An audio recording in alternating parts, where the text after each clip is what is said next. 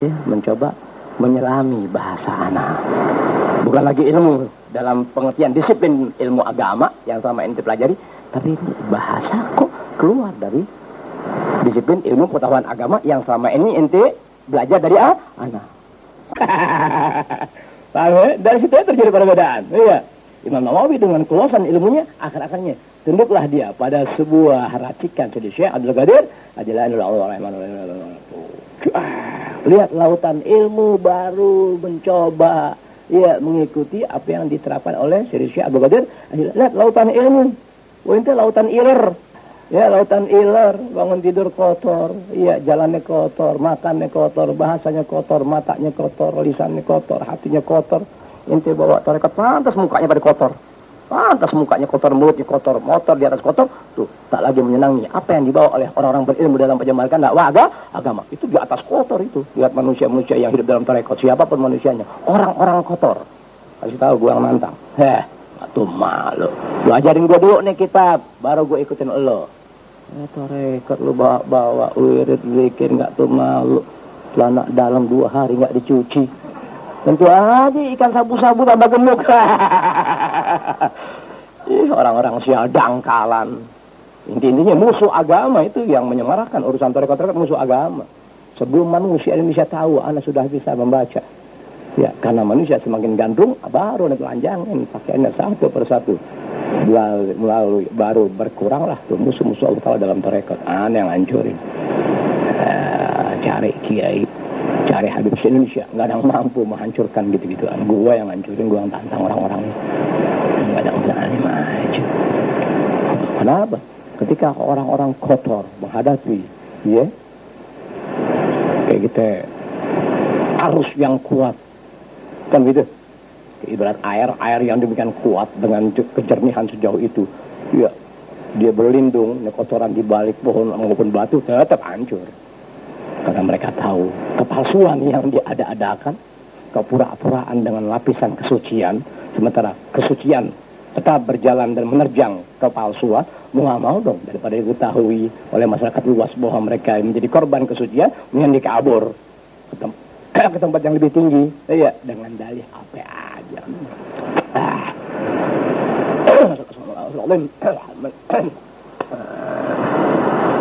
Al-Qadiriyah tarikatan, yang mengikuti tarekat jalan yang selama ini diterapkan untuk mendekatkan diri dia kepada Allah Ta'ala dan Rasulnya melalui racikan dari Syekh Abdul Qadir. Ingat, semua berawal dari ilmu. Lihat ente, wajar dia. Nawawi wajar nggak? Wajar, lautan ilmu. Aku mengikuti apa yang diterapkan oleh Syekh Abdul Qadir Al-Jilani. Ada lagi, ulama besar, wali besar lagi, mengikuti orang lebih besar lagi dari tarekat lain lagi. Haknya masing-masing. Imam Syafi'i, Abu Ghazali, siapa terus Naqsyabandi siapa kayak agak Kang minyak, Kang minyak, ya Allah, agen minyak tanah, Naqsyabandi. Maaf Beb, aneh tarekat Naqsyabandi Beb. Aneh kok aneh enggak, aneh tarekat Haji Ali. Aneh tahu Haji Ali suka ngasih aneh sate, nunggu ngikutin dia. Walhasil orang-orang kotor bicaranya nggak pernah bisa melihat kepada siapa dia bicara. Khatamallahu lahu bi khatimatin aniqah. Semoga Allah Ta'ala mengakhiri hidupnya kembali kepada Imam Nawawi dengan husnul khatimah, khatimatin aniqah. Jadilah artinya di akhir usianya dihembuskan nafas yang terakhir. Semoga Allah Ta'ala jadikan dia mati husnul khatimah. Allahu Akbar. Selesai. Ada syarhun, ini keterangan panjang lebar. Di Syaratul Jami'ah ada sebuah buku yang berbentuk kayak gini nih. Wudu, 4 wudu ada 6. 1 itu, 2 itu, 3 itu, selesai deh. Tertib. Tuh namanya risalah. Itu. Orang yang berilmu berkewajiban. Orang awam nggak paham nih begitu doang. Yang pertama, niat. Nggak cair. Lo kira di es haus. 50 main sedot, ulang-ulang main jeret. Niat. 2. Apaan fardu wudu aja nggak tahu. Orang awam, dia nggak ngerti. Orang yang arif bijak dengan sifat rahmatnya di hatinya, dari Allah Ta'ala dengan berkah ilmu yang diamalkannya. Demikian rupa. Dan dia tahu sahnya suatu ibadah. Ini benar, tapi membutuhkan penjelasan panjang lebar. dibuat keterangan panjang lebar namanya syarah. Fahadha syarhun. Inilah keterangan panjang lebar. Ala risalatul jami'ah, ada sebuah cuplikan ini begini ya, ini ilmu tapi enggak dijelaskan sebagaimana mestinya, sebab dia hanya bikin buat dia tetap masih tahu, mungkin karena umur, mungkin karena waktu enggak memungkinkan dia menjelaskan panjang lebar dari ilmu yang dituliskan sejauh itu, ya dibikin ya itu namanya risalah al-jami'ah yang mencakup baina usuluddin, ya antara ilmu tauhid wal fiqh, ilmu yang mengesahkan kita dalam beribadah kepada Allah Taala, wa tasawuf dan ilmu tasawuf antara fikih dan tauhid. Iya, racikan keduanya dengan apik namanya tasawuf.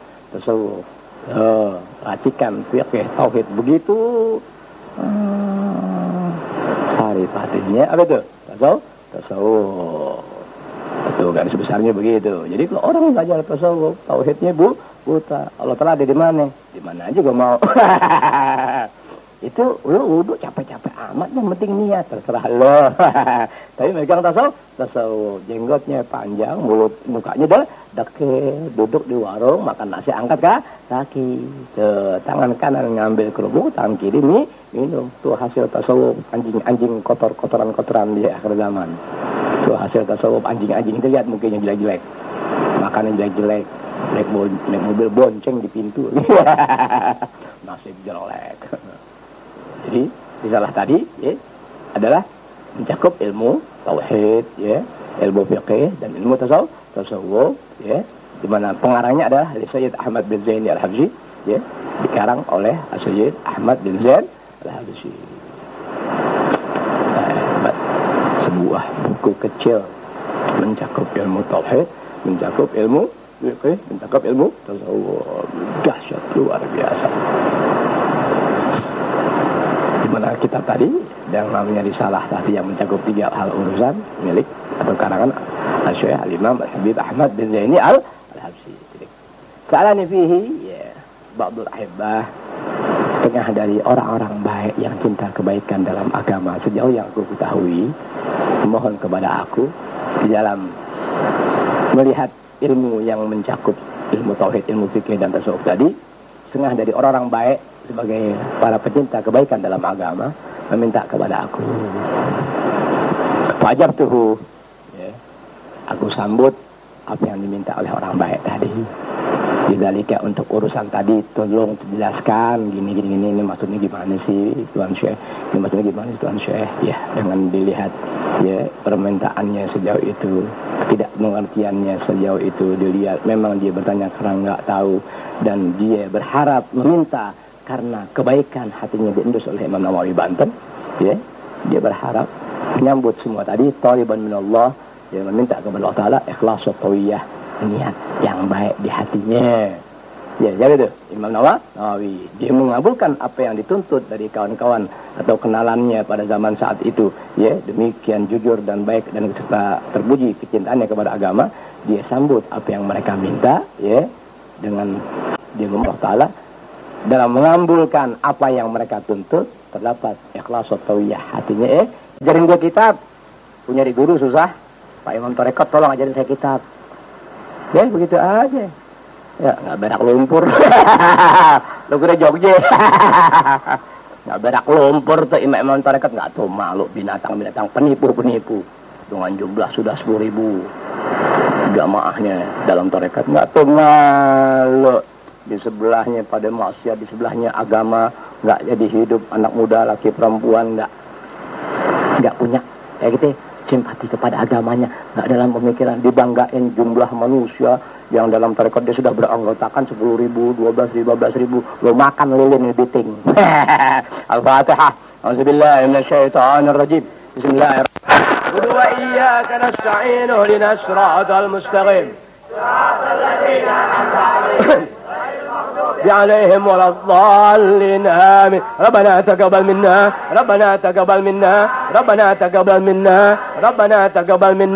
إنك أنت السميع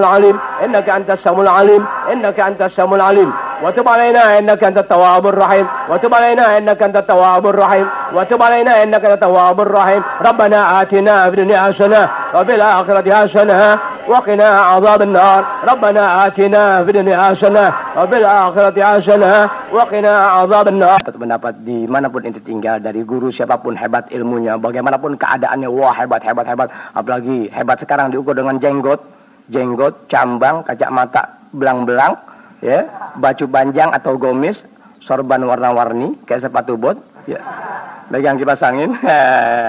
Siapapun manusianya yang sudah ya sekalipun Habib, biar kakeknya berkeramat, kalau dia ngomong celak-celak para sahabat, Bib, maaf, buang air dulu dah. Katakan kepada mereka begitu. Dia, sebab manusia terlaknat adalah dia di antaranya yang menghina satu di antara sekian para sahabat, terutama yang 4. Selesai permasalahan Sayyidina Abu Bakar, begitu kedudukannya, ya, di hadapan Nabi besar Muhammad SAW. Kini bicara tentang sahabat beliau yang bernama Sayyidina Umar. Kan Sayyidina Umar belum ya? Ini penjelasan datangnya langsung dari Nabi besar Muhammad SAW, langsung. Rasul yang terangin, nggak bedanya guru dengan murid atau jamaahnya. Kalau antar jamaah memuji jamaahnya, tetap belum tentu orang yang dipuji tadi oleh sesama jamaah dia punya nilai di mata guru. Bisa dimengerti? Kalau guru puji jamaah demikian hebatnya, seakan, belum tentu pujiannya jujur kepada Anda sebagai murid atau jamaahnya. Tapi kalau guru sudah muji orang demi orang dengan sifat kesetiaannya dalam sepak terjangnya, membela guru kiri kanan luar dalam, kemudian dia sebutkan pembelaan orang itu, maka apa yang disebutkan oleh sang guru kepada orang itu, dan apalagi di muka umum, maka keyakinan sang guru penuh kepada dia dan dia sebagai pembelanya. Paham? Begitu pula para sahabat Nabi besar Muhammad SAW. Yang 4 diantaranya Sayyidina Abu Bakar, Sayyidina Umar dipuji langsung oleh Rasulullah SAW dan dibuktikan secara langsung oleh Rasul di muka umat. Siapa para sahabat dalam kedudukannya di mata Allah Ta'ala dan di mata Rasulullah SAW dan di mata umat Islam di alam dunia 15 abad yang silam sampai datangnya hari kiamat. Satu di antaranya Thumma kemudian setelah Rasulullah ada di lingkungan para sahabat, puji Sayyidina Abu Bakar, demikian keadaannya di depan para sahabat. Begitu kedudukan Sayyidina Abu Bakar di mata Rasul dan di mata Allah Ta'ala dan di mata umat. Kini beralih pujian itu, datang pujian tadi kepada sahabat berikutnya yang bernama Sayyidina Umar. Bukan Umar bin Khattab. Ada Umar bin Khattab. Iya, kerjaannya masinis. Ada orang namanya Umar bin Khattab. Ada juga yang namanya Ja'far Umar Thalib. Ingat, bukan turunan Sayyidina Umar bin Khattab. Jangan deh. Banyak orang namanya Umar bin Khattab. Oh iya, ngaji nggak mau, jenggotnya panjang. Nasib jelek. Itu mohon maaf yang sudah kenal anak, tolong buang jenggot. Yang sudah kenal anak, buang jenggot. Paling panjang 3 cm. Lebih berhenti. Anda paling benci sama jenggot. Ya, bib sunat. Ente sunat dengan jenggot, tapi nggak bisa mengerjakan sunat di luar syariat. Yang tentukan begitu dan begitu. Jenggotnya diperpanjang, ngeri ya. Ya, kalau emangnya panjang cakep, masih nggak cakep juga kalau anak muda jenggotan panjang nggak cakep, jangan deh. Semasa Allah kehendaki ente pengen tetap sama anak sampai mati, tolong pelihara jenggot paling panjang 3 cm. Ya, jangan ngajinya tekun, jenggotnya panjang 7 lembar. Tadi ada pulang dari Citayam, kira-kira di Jalan Margonda, ada orang separuh tua kurang lebih 43 sampai 48 umurnya, pakai baju panjang, kurung ke ala Saudi Arabia pakaiannya, di atasnya pici yang 4.000 perak. Gila kan deh? Iya, pakai baju kurung ala Saudi Arabia, di atasnya pici-pici yang modal 4.000, 5.000 perak. Jalan nunduk, nyari uang receh. Kesian. Ngapain sih jalan begitu-gitu anak lihat? Ngapain itu jalan-jalan? Gila. Pakai pakaian-pakaian ala. Mohon maaf, Umar ente. Untuk menghinakan suatu kaum atau golongan atau agama, untuk menghinakan suatu kaum, golongan, atau agama, pakai apa-apa yang dipakai oleh kaum itu. Paham kan ya?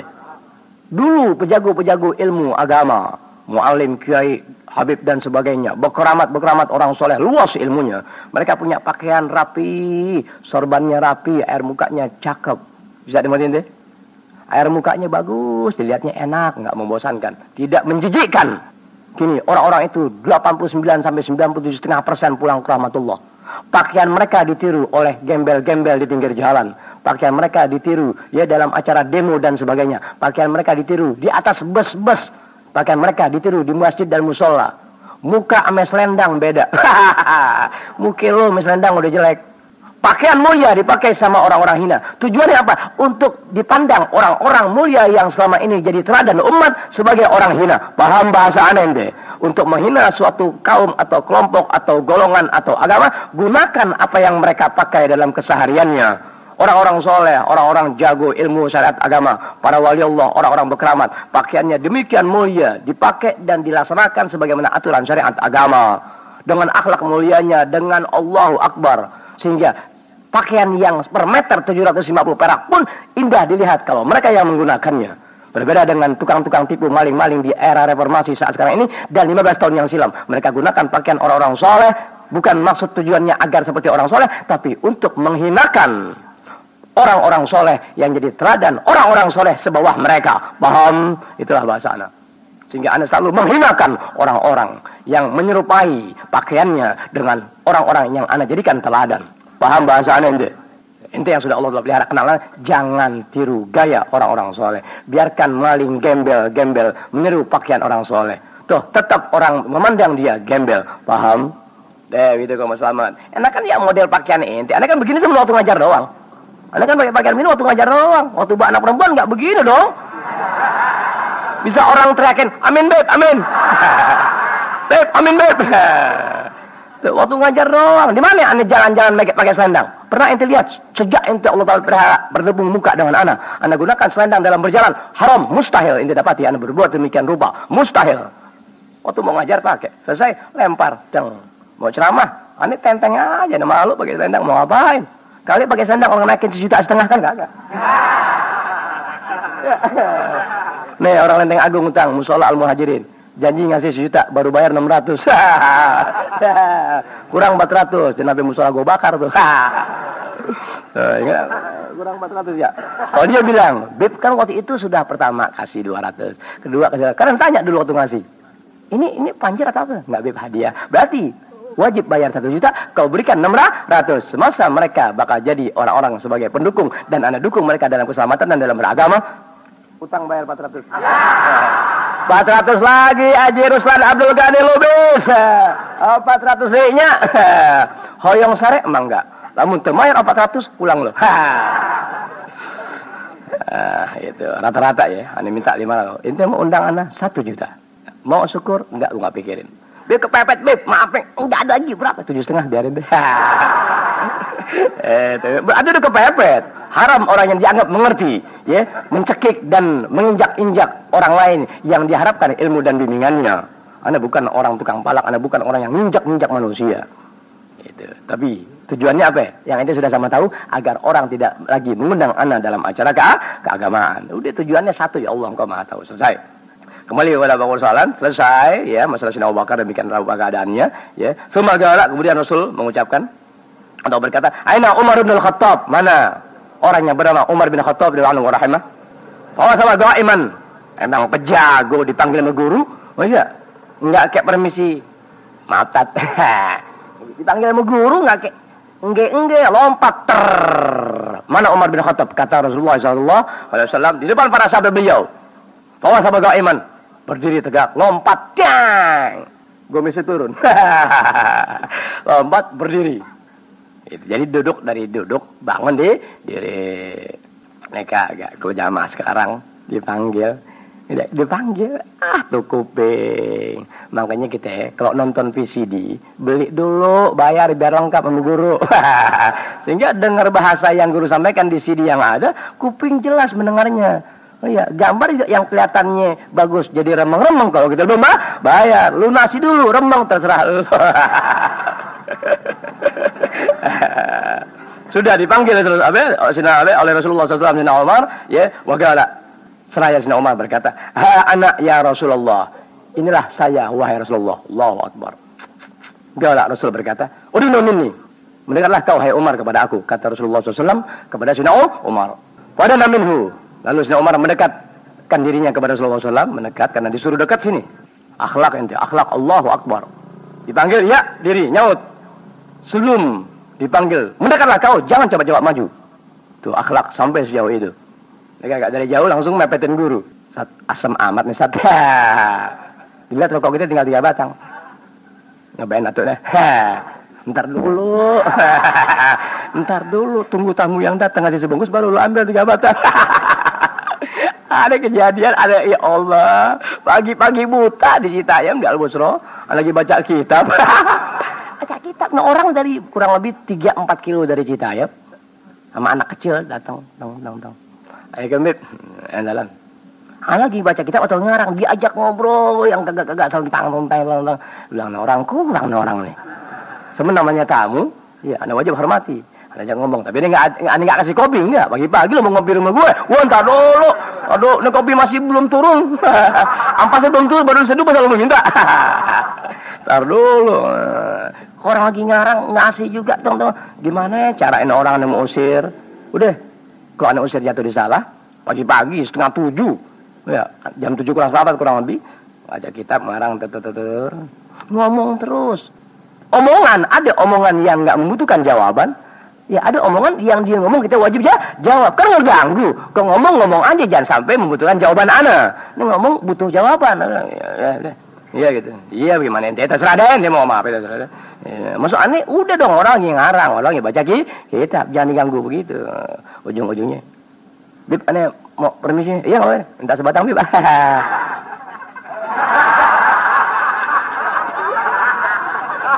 Hati aneh doa ya Allah jangan ketemu 2 kali. Jangan ketemu 2 kali nyusahin. Allah. Nah, ente kalau ente jadi orang yang sudah kenal ana dan pengen terus kita kenal sampai mati, satu di antara sifat mengalah kepada kawan kenalan ya tetangga tuh begitu. Melihat sehingga persahabatan di majelis taklim enggak terjadi keretakan. Sehingga ente yang lebih dulu mengerti, tolong lebih banyak maklum kepada yang baru. Ngomongnya bagaimana atau mesti banyak ngalah ente. Mohon maaf Allah telah pelihara ana bisa berbuat lebih kepada saudara seagama. Allahumma karena ana punya jiwa mengalah. Enggak lebih. Ya, diukur ilmu, enggak urusan apa-apa. Oh iya, ibarat orang sekarang sekali kedet ya ilmu ana habis. Kalau diukur ilmu, tapi kalau diukur jiwa mengalah, ana enggak mampu lawan aku. Ya, keberkahan yang Allah berikan kepada ana, Allahumma nang aku berkah ana mengalah. Tuh, bisa dimutin deh. Nah, ente yang sudah Allah kehendak kenal ana dikit-dikit, ambil mana yang ente bisa tiru dari perilaku ana, tiru sebisa-bisanya. Mana yang ente lihat perilaku ana mustahil untuk ente ikuti, jangan coba-coba meniru yang bukan bagian anda. Mana yang ente lihat keluar dalam bentuk syariat agama, tutup kau punya mata, kerjakan kewajiban kamu kepada Allah Ta'ala melalui agama yang diajarkan oleh sang guru. Selesai, baru ente selamat. Udah aja begitu, paham ya? Setelah Sina Abu Bakar dipanggil oleh Sina Umar, lalu Sina Umar mendekatkan diri kepada beliau, fadhammahu ila sadrih. Langsung Rasulullah peluk Sina Umar, tarik dipeluk ke dadanya. Sina Umar dipeluk oleh siapa? Oleh Nabi besar kita Muhammad SAW. Wa gabbalahu baina aineh, tidak hanya dipeluk sejauh itu pun wa gabbalahu baina aineh, Rasulullah SAW mencium Sina Abu Bakar, Sina Umar baina aineh di antara kedua matanya. Taruh kayak kita di apa namanya ngomong apa nih? Taruh deh, ya di keningnya deh, di jidatnya, di keningnya di sini dicium. Makanya anda pernah kasih tahu di mana lupa tuh. Hah? Bulan kemarin nggak tahu ya. Usahakan ente punya diri selagi masih ada ayah atau ibu atau dua-duanya nggak ada. Siapa yang ente pandang dapat membimbing ente dalam keselamatan hidup dalam beragama. Ente pandang ente tua-tuain, ente jadikan dia sebagai sesepuh atau teladan. Nggak ada sesepuh. Sesepuh nggak kepake apa-apaan sesepuh. Sesepuh nggak kepake sesepuh. Ya, lu kira lusuk. Lusuk nggak kepake sesepuh. Sesepuh muka onggok.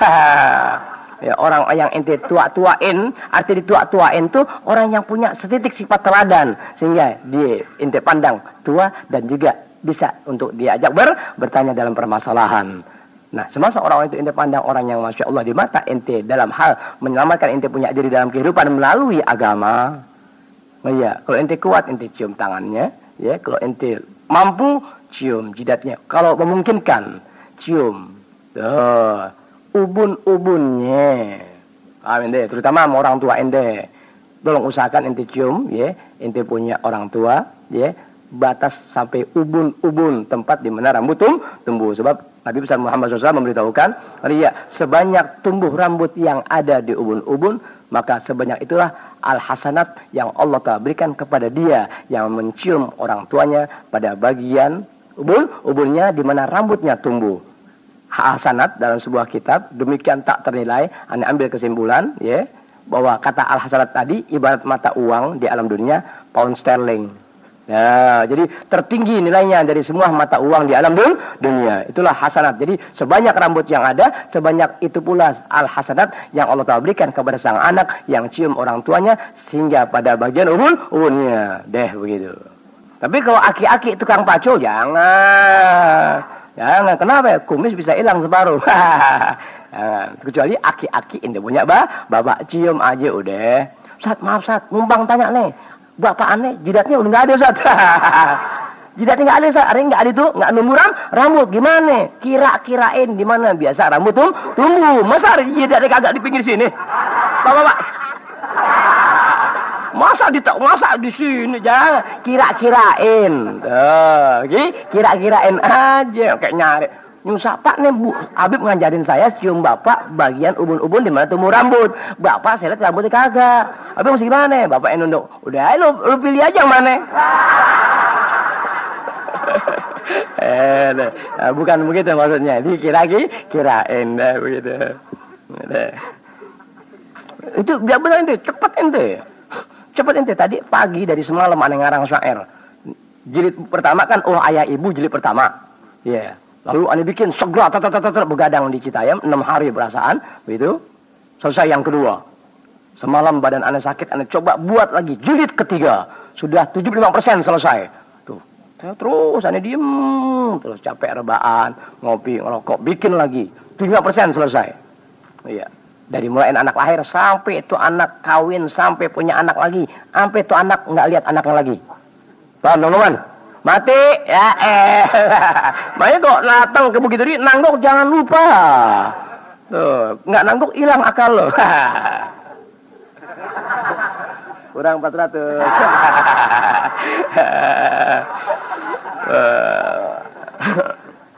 Orang yang nggak kenal ana atau kenal ana sekilas dari jarak jauh, kabur buron siapapun manusianya. Oh iya, banyak itu orang yang pengen kenal ana. Apa iya sih? Begitu emang tuh Habib. Gue pengen kenal. Nah, dia datang. Sementara keadaan anak saat itu dianggap guru yang tidak layak. Paham? Nggak pakai baju, rambut acak-acakan. Bisa dengerin deh? Nggak pakai baju, rambut acak-acakan. Ya, ini yang dibilang Habib Ali. Begini-gini aja. Nah, sebelum dia sempat berkata di hatinya sebagaimana apa yang diucapkan yang orang lain tidak tahu, sudah anda tunjuk dang. Untuk apa? Untuk dia jangan sampai dia terus ada di hadapan anak sehingga anak perlakukan kasar dengan bahasa. Mungkinlah dia sampai akhir usia. Paham? Bisa dengerin deh. Ada dalam pepatah bahasa Arab untuk orang-orang yang dianggap keren dan dikenal dan sesuatunya. Tapi ketika didatangi nggak seimbang antara nama yang orang demikian rupa dengan keadaan di diri pribadinya. Satu di antaranya, la antasma'a bil mu'aidi khairun min antarah. La antasma' bil mu'aidi khairun min antarah. Nama orang yang al-mu'aidi ini nama orang, dia seorang yang ahli sastra luar biasa. Sastra Arab luar biasa namanya al-mu'aidi. Sebegitu manusia puji pada zamannya akan kepandaian dia dalam sastra bahasa Arab. Sejauh itu. Kemudian tadi mendorong orang untuk mencari tahu bagaimana sih bentuk orang itu sedemikian hebat nama yang dia yang dikenali oleh manusia dari kepandaiannya, dari sastranya luar biasa.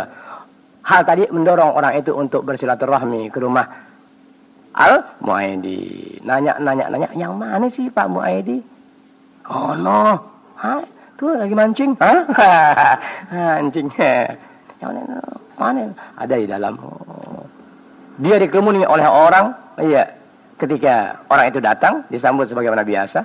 Tapi orang itu nggak mengatakan sesuatu yang kurang baik di hatinya kepada orang yang dipuja yang bernama Al-Mu'aidi. Karena orang yang semakin dekat hubungannya kepada Allah Ta'ala tajam rasa. Arti tajam rasa bukan menduga-duga orang tuh kagak bagus, bukan. Arti tajam rasa Allah Ta'ala punya cara tersendiri Sehingga keadaan tadi memaksa Al-Mu'aidi untuk berkata dengan syairnya, la antasma'a bil mu'aidi khairun min antara. Kalian yang ada di hadapanku, padahal yang dimaksudkan seseorang, mendingan lo dengar nama orang yang bernama Al-Mu'aidi ketimbang kau saksikan keadaan dirinya. Paham? Mendingan dengar dari jauh aja deh. Dengerin dari jauh ketimbang lo lihat siapa orangnya dan bagaimana keadaannya. Hilang kepercayaan lo. Udah. Bisa dengar itu omongan tuh ya? Makanya seringkali orang yang perlakukan, ini orang hatinya tidak bagus, aneh kerjain dia.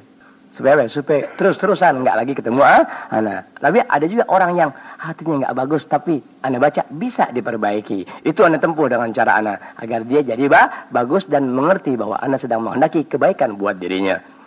Ya, sallallahu Muhammad. Jadi dicium oleh Rasulullah SAW ya, antara apa tadi ngomong jidatnya ini, baina ainnya keningnya.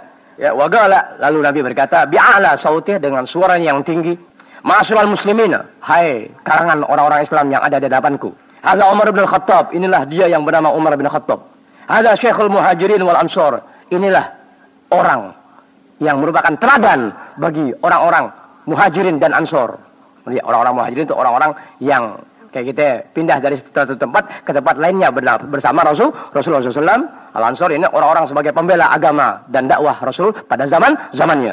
Hadza Syekhul Muhajirin wal Ansor, inilah teladan bagi semua orang yang dikelompokkan dalam kelompok Al-Muhajirin dan orang-orang yang dikelompokkan sebagai pembela-pembela agama dakwah Rasulullah SAW. Dia biangnya, dia teladannya daripada sekalian semua. Rasulullah bilang sejauh itu kepada umat pada saat itu, ya, di depan Sayyidina Umar. Hadzal ladzi anzalallahu al-haqqa ala qalbihi wa lisanihi. Hadzal ladzi anzalallahu al-haqqa ala qalbihi wa lisanihi. Dialah Umar bin Khattab ini yang Allah telah turunkan, tuh, ngerti ya, segala macam bentuk kebenaran, ya, pada hati dan lisannya. Dialah Umar bin Khattab yang Allah telah berikan kebenaran, tuh, kebenaran melalui hati dan lisannya. Ibarat hatinya berkata begitu, dong, kenyataannya begitu. Kalau lisannya mengucap demikian, terjadi Itulah Sayyidina Umar bin Khattab. Paham tuh mohon deh. Allahu Akbar. Rasulullah itu yang ngasih tahu, bukan sahabat. Rasulullah yang umumkan langsung di hadapan para sahabat, di depan Sayyidina Abu Bakar, langsung depan Sayyidina Umar dan sahabat lainnya, dan di depan umat muslimin pada saat itu. Hadzal ladzi anzalallahu al-haqqa ala qalbihi wa lisanihi. Dialah Umar bin Khattab, orang yang Allah Taala turunkan di hati dan lisannya kebenaran dalam bentuk sesuatunya. Itulah Umar bin Khattab. Allahu Akbar, gimana manusia begitu? Allahu Akbar. Hadzal ladzi yaqulul haqqa wa in kana murra. Dialah orang yang kalau berkata benar sekalipun resiko dihadapinya. Paham? Dialah orang yang mengucapkan kebenaran selalu dalam gerak-geriknya, sekalipun bahaya mengejarnya, sekalipun resiko dihadapinya. Itulah Sayyidina Umar bin Khattab. Allahu Akbar. Kalau kita agak jadi mau balik jadi ustaz jadi khatib, qulil haqqa walau kana murra. Qulil haqqa walau kana murra. Pulang udah inti jangan suka hadir maulid yang udah kenal anak, jangan mau hadir yang udah kenal, jangan, kecuali ada anak selesai. Kalau mau selamat ya elah buang-buang duit pada lo. Nggak, mendingan kumpulin tuh duit bakal anak, yuk bareng-bareng jalan-jalan. Mau balik dipanggil capung kebon. Jangan buang, inti nggak percaya sih orang ngomong. Ngapain ini? Ya, berpuluh tahun Anda terjajah oleh dakwah-dakwah agama. Berpuluh tahun Anda terjajah dalam ilmu. Berpuluh tahun Anda terjajah ya dalam penglihatan dan pendengaran. Berpuluh tahun Anda terbelenggu, tak bisa berbuat sesuatu. Berpuluh tahun. Kini saatnya aku harus hancurkan mereka. Berjalan sudah 15 tahun. Ya, sampai datangnya era reformasi, masih juga mau nipu. Udah era reformasi belak-belakan bebas bicara apapun juga. Ya. Masih mau nipu juga dengan partai. Masih mau bawa agama juga atas nama partai. Masih mau begitu juga. Ente masih mau percaya juga. Betul-betul kodok Madura ente. Kodok Madura ente kok begitu. Ya. Kodok Madura indah ente.